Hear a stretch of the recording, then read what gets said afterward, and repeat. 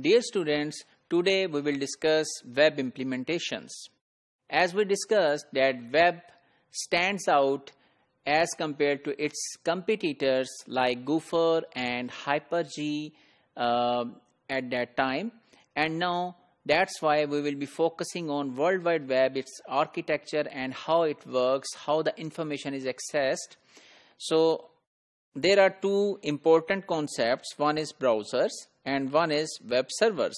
So browser is basically a software that is residing on your client side which want to access the information. So at that side, and it obtains the material requested by the user from the web server, and web server is residing on the computer containing hypertext documents which you want to search, and documents are transferred using hypertext transfer protocol. Each document on the web is given a unique address, and that address is known as Uniform Resource Locator, URL.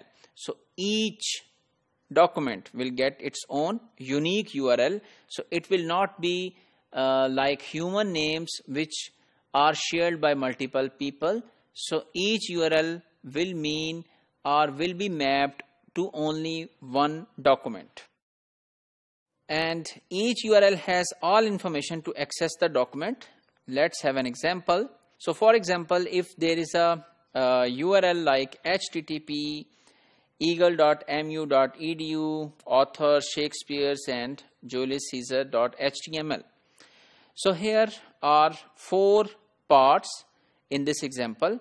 One is HTTP, and this is basically protocol required to access the document.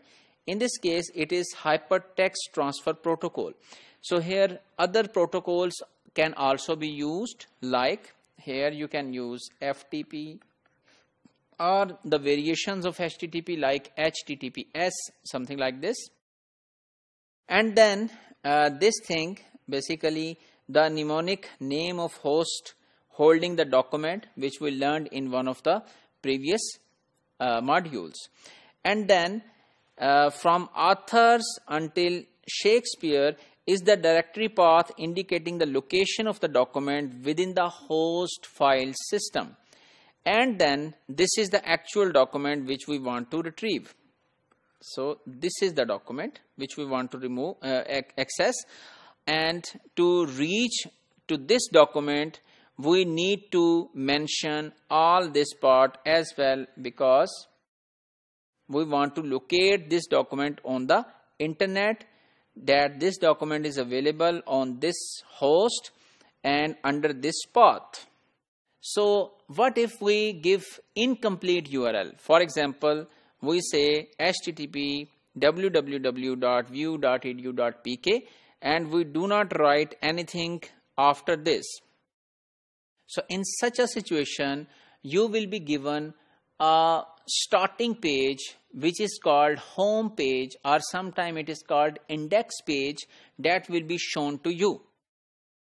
And what if we do not mention HTTP, we simply mention www.view.edu.pk.